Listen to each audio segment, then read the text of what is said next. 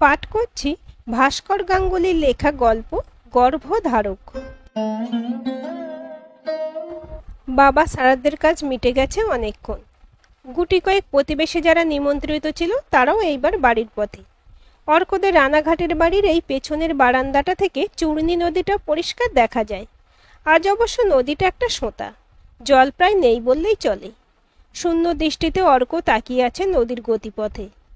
ওদের আত্মীয় স্বজন বলতে কাউকেই কোনো কালে অর্ক দেখেনি। বাবা বলতো, তোর আমি আর আমার তুই ছাড়া পৃথিবীতে আমাদের কেউ নেই। অর্কর মা ওকে জন্ম দিতে গিয়েই মারা গেছে।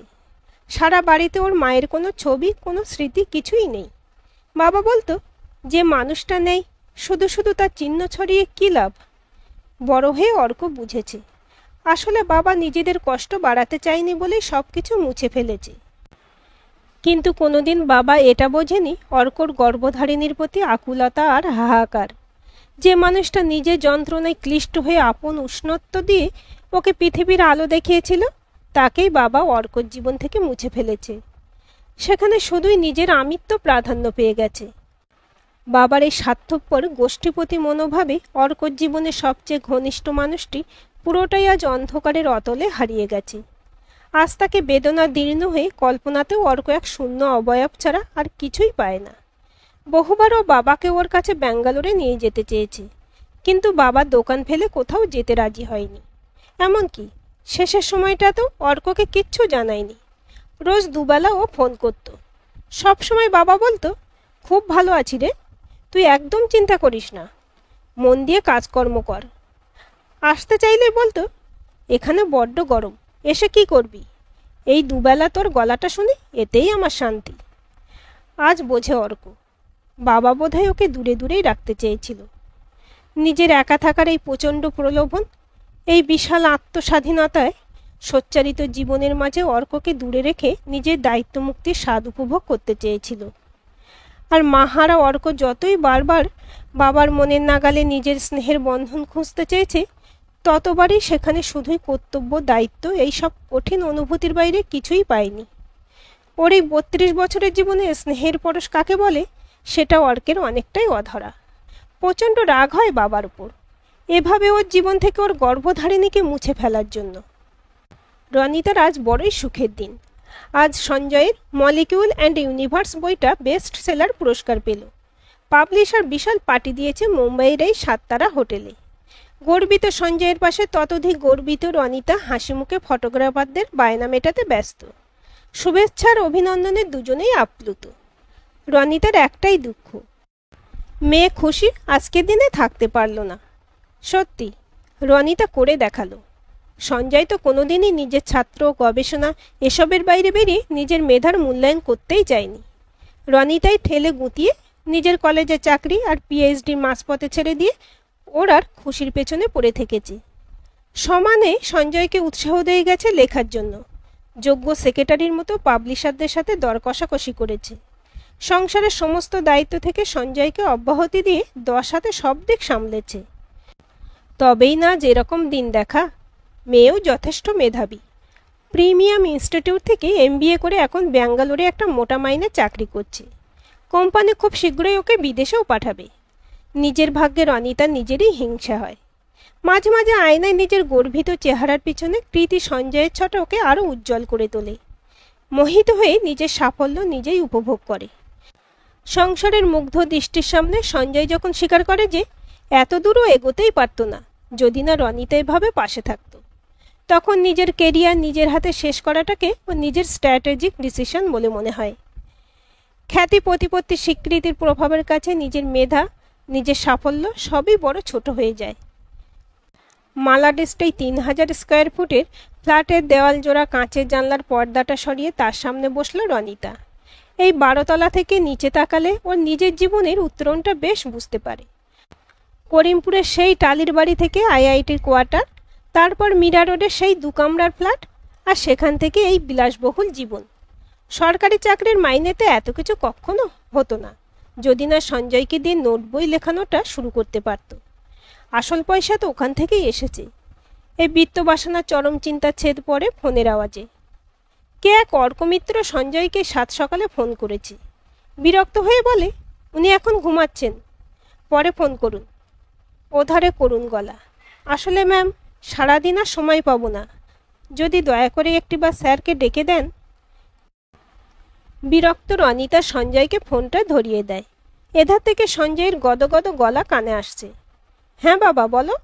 না না, ঠিক আছে, তোমরা সবাই ব্যস্ত এখন। তোমার বাবার খবরটা পেলাম, ভেরি আনফর্চুনেট। হ্যাঁ হ্যাঁ, নিশ্চয়ই। আমার মেয়েও তো ওখানেই এখন। হ্যাঁ, এই বছর তিনেক হলো চাকরি করছে। এবার গেলে তোমার সাথে একটা গোটা দিন কাটাবো। ঠিক আছে, ভালো থেকো। হাসি হাসি মুখে সঞ্জয় রনিতাকে বলে। এই ছেলেটাকে তোমার মনে আছে? রনিতা জিজ্ঞাসু চোখের দিকে তাকিয়ে বলে, আরে, এয়ারের বাবা একবার আমাদের সাথে ট্রেনে আইআইটিতে এসেছিল। সেই খুব ভিড়ের মধ্যে এর বাবা তোমার সব লাগেজ তুলে দিল। এবার রনিতার হালকা মনে পড়ে, ও সেই মুদির ছেলে। তা কি করছে এখন? দারুণ চাকরি করছে, খুবই ব্রিলিয়েন্ট তো। আমি তো ভাবছি এবার ব্যাঙ্গালোরে গেলে খুশির সাথে আলাপ করিয়ে দেব, জামাই হিসেবে ভালোই হবে। এবার রনিতা ঝংকার দিয়ে ওঠে, তোমার কি মাথা খারাপ? শেষে মুদির ছেলে জামাই? না না, ওর বাবা কিছুদিন আগেই মারা গেছেন, মা তো ছোট থেকেই নেই, একেবারে ঝাড়া হাত পা। তুমি গড়ে পিটে নিতে পারবে। সঞ্জয়ের চোখে রনিতার লোভ দেখতে পায়। নিজের এতদিনের স্বার্থপরতার আকাঙ্ক্ষা, ক্ষমতার লালসা, প্রয়োজনে মানুষকে স্বার্থের সিঁড়ি বানানো, সবাইকে নিজের বশে রাখার মোহ সঞ্জয়ের মধ্যে এভাবে সংক্রমিত হতে দেখে একটু হলেও চমকে ওঠে। কিন্তু কেন? অর্থবিত্তে চূড়ায় বসে জগৎকে করুণা করতে চেয়েছিল ও স্বামী সন্তান সকলের জীবনের সুতোটা নিজের হাতে রাখতে চেয়েছিল। তবে আজ কেন সঞ্জয়ের এ কথায় একটা গভীর কষ্ট অনুভব করছে ও? তবে কি কোনো ঝড়ের পূর্বাভাস? ওই মুদির ছেলেকে জামাই করার পরিকল্পনা? কিছুতেই সেটা হতে দেওয়া যাবে না। আবার রনিতাকে শক্ত হাতে ধরতে হবে। থিয়েটারি ঢঙে আবার সঞ্জয়কে নতুন করে বশ করতে হবে। সিল্ক বোর্ডের বাস স্টপে দূর থেকে খুশিকে দেখল অর্ক। প্রায় রোজই এই সময় ও আসে খুশিকে দেখতে। কথা বলে না, শুধুই দেখে। সারা মনে সেতারের ঝংকার অনুভব করে। এক অপূর্ব ভালো লাগা ছড়িয়ে খুশি শারজাপুরের বাস ধরে চলে যায়, আর অর্ক খুশি চলে যাওয়া দেখে মুগ্ধ হয়। বহুবার ইচ্ছে হয় গিয়ে কথা বলে, কিন্তু কোনো এক আড়ষ্টতায় নিজের ব্যাকুল অনুভূতিকে দমন করে। খুশি হয়তো কোনোদিনই জানতেই পারবে না ওর এই গোপন অভিসারের কথা। সেই আইআইটির দিন থেকেই ওর খুশিকে দেখেই শান্তি, তার বাইরে ও আর কিছুই চায় না। আজ বাস স্টপটাও মোটামুটি খালি, তার উপর বৃষ্টি। অর্ক চুপচাপ দাঁড়িয়ে। কদিন ধরে খুশির পাত্তাই নেই, কে জানে হয়তো বাড়ি গেছে। অর্কর মতো ওর তো আর আত্মীয় বন্ধুহীন জীবন নয়। এইসব দিনগুলোতে অর্কর ওর মায়ের কথা মনে হয়, যার কোনো ছবি ওর কল্পনাতেই নেই। হঠাৎ পেছন থেকে একটা মহিলা কণ্ঠ, এক্সকিউজ মি। চমকে পেছনে তাকিয়ে দেখে খুশি। Can you please help me to fix this umbrella? Arka তুতলে যায়। আপনি মানে তুমি মানে আপনি সঞ্জয় স্যারের মেয়ে না? এবার খিলখিল করে খুশি হেসে ওঠে। অর্কর মনে হয় একটা বসরাই মুক্তোর মালা ছিঁড়ে ছড়িয়ে পড়লই বর্ষা থইতই সিল্ক বোর্ডের রাস্তায়। অজস্র বিনা বেজে উঠল চারিদিকে। ওরা হাঁ হয়ে যাও মুখের দিকে তাকিয়ে খুশি বলে, ছাতাটা না বন্ধ করতে পারছি না, একটু দেখো তো। কোনো ক্রমে ছাতাটা বন্ধ করে খুশির হাতে তুলে দেয়। খুশি গলগল করে অনেক কথা বলে যাচ্ছে, যার অর্ধেকই অর্কর কানে ঢুকছে না। হাঁ করে তাকিয়ে আছে ওর মুখের দিকে। বিশ্বাসই হচ্ছে না যে এমন দিন ওর জীবনে আসতে পারে। চিরকালের মুখচোরা অর্ক খুশির সান্নিধ্যে নিজেকে পেয়ে মনে মনে ৩৩ কোটি দেবদেবীকে ধন্যবাদ জানায়। ওর অন্তরের মরা গাঙে সুরের বান ডাকে। কেটে গেছে প্রায় ১ মাস। অর্ক আর খুশির মধ্যে একটা বন্ধুত্বের সম্পর্ক দানা বাঁধতে শুরু করেছে। এখন আর অর্ক লুকিয়ে খুশি চলে যাওয়া দেখে না। দুজনেই একসাথে বাড়ি ফেরে। খুশিকে ওর পিজিতে নামিয়ে দিয়ে ডোমসান্ডা অবধি হেঁটে আসে। খুশিকে অজুহাত দেয়, দুটোই তো স্টপ, হেঁটে গেলে একটু এক্সারসাইজ হয়। আসলে ওই সময়টুকুই মনে মনেও খুশির সঙ্গটুকু অনুরণন করে। অনুভবে কল্পনায় নিজের সম্ভাব্য ভবিষ্যৎকে কাছে পেতে চায়। টুং করে ফেসবুকে একটা নোটিফিকেশন ঢুকলো। চলতে চলতে অর্ক ফেসবুক খুলে দেখে খুশি আজ বাসে তোলা ওদের দুজনের সেলফি পোস্ট করেছে। ক্যাপশন দিয়েছে, যদি ভাগ করে নাও সুখ দুঃখ। আবার সেতারের ঝংকার। থাকতে না পেরে ফোন করে খুশিকে বলে বলে ফেসবুকের ক্যাপশনটা ঠিক বুঝলাম না। হাসতে হাসতে খুশির উত্তর, দূর বোকা, আমরা বন্ধু না, তাই দুঃখ সুখ ভাগ করে নেওয়ার কথা লিখলাম। দুজনেই এবার হেসে গড়িয়ে পড়ে।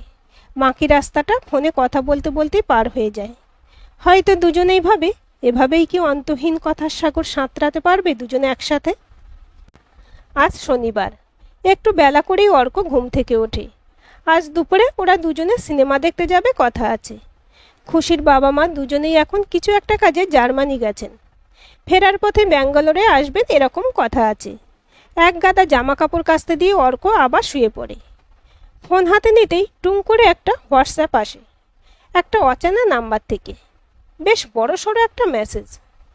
অর্ক, তোমায় কোনো দিন এরকম কিছু লিখতে হবে তা কল্পনাতেও ছিল না। তাও পরিস্থিতির চাপে পড়ে তোমায় কিছু কথা জানানোটা জরুরি। গৌরচন্দ্রিকা না করে আসল কথায় আসি। তোমায় আজ একটি মেয়ের গল্প বলবো। গল্পটি একান্তই ব্যক্তিগত। আশা করি তার সম্মান তুমি রাখবে। সালটা 1991। মেধাবী মেয়েটি কলকাতায় এমএসসি পড়ত। বাড়ি তার আধা গ্রাম আধা শহর। বাড়িতে বিধবা মা আর 2 বোন। সকালে লোকাল ট্রেনে কলকাতা, আবার ক্লাসের শেষে বাড়ি। পড়াশোনার বাইরে তার জগৎ বলতে বিশেষ কিছুই ছিল না। এই রকমই একটা দিনে ট্রেনের গণ্ডগোলে তার বাড়ির কাছাকাছি স্টেশনে পৌঁছতে বেশ রাত হয়। প্রায় গ্রাম শহরটা তখন প্রায় ফাঁকা। ছিপছিপে বৃষ্টির মধ্যেই মেয়েটি সাইকেল চালিয়ে বাড়ির পথে এগোয়। কিন্তু আমাদের সমাজের কিছু পশু শ্রেণী রাতের অন্ধকারে বেশি হিংস্র হয়ে ওঠে। মেয়েটির ক্ষেত্রেও তার ব্যতিক্রম হয়নি। অচিরেই তাদের শিকার হয় সে। অন্ধকারে মুখে কাপড় জড়ানো কিছু মানুষ তাদের বিকৃত মানসিকতাকে চরিতার্থ করে মেয়েটির উপর। বিধ্বস্ত অপমানিত মেয়েটি রাতের অন্ধকারে কোনোভাবে বাড়ি পৌঁছয়। মা তাকে দেখেই বুঝতে পারে কি দুর্যোগ তার সংসারে নেমে এসেছে। মেয়েটি পুলিশের কাছে যেতে চাইলে তার মা বাধা দেয়, বলে নিম্নবিত্তের সংসারে এসব লোক জানাজানি করতে নেই। মেয়েটিও ঘটনাটাকে তার ভবিতব্য বলেই মেনে নেয়। কিন্তু ঘটনাটা যদি এই পর্যন্তই হতো তাহলে আজ এ গল্পের অবতারণা হতো না। মাস কয়েকের মধ্যে মেয়েটি বুঝতে পারে সেই দুর্ঘটনা তার জীবনে এক দুর্যোগ নিয়ে এসেছে।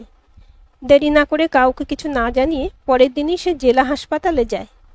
ডাক্তার পরীক্ষা করে জানান তার শরীরে যা অবস্থা তাতে অ্যাবর্শন সম্ভব নয়।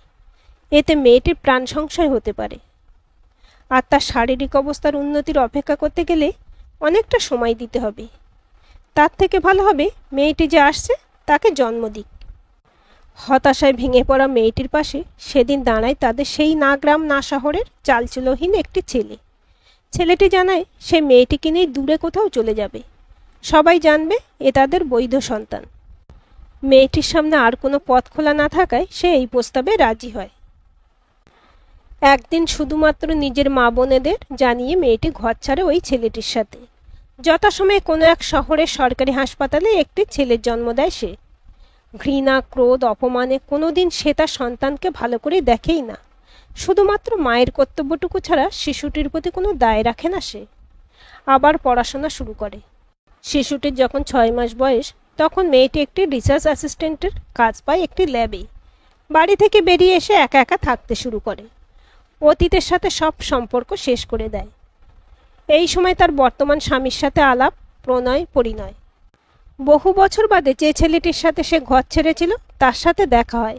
আর সাথে হয়তো ছিল তার গর্ভজাত সেই অস্বীকৃত সন্তান। কেউ কাউকে চিনতে চায় না। সময় এগিয়ে যায় নিজের মতো করে। নিশ্চয়ই তোমার জানতে ইচ্ছে হচ্ছে এরা কারা, কেনই বা তোমায় এসব কথা বলছি। অর্ক, আমি মিসেস রনিতা গুহ, ডক্টর সঞ্জয় গুহর স্ত্রী আর খুশির মা।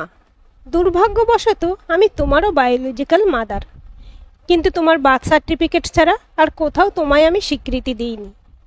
বিকাশ তোমার পালক বাবা, তার কাছে আমার কৃতজ্ঞতা শেষ নেই। আমার দুর্দিনে যেভাবে সে আমার পাশে ছিল তা অতুলনীয়। তার বদলে সে আমার কাছে কোনোদিনই কিছু চায়নি, শুধুই দিয়ে গেছে।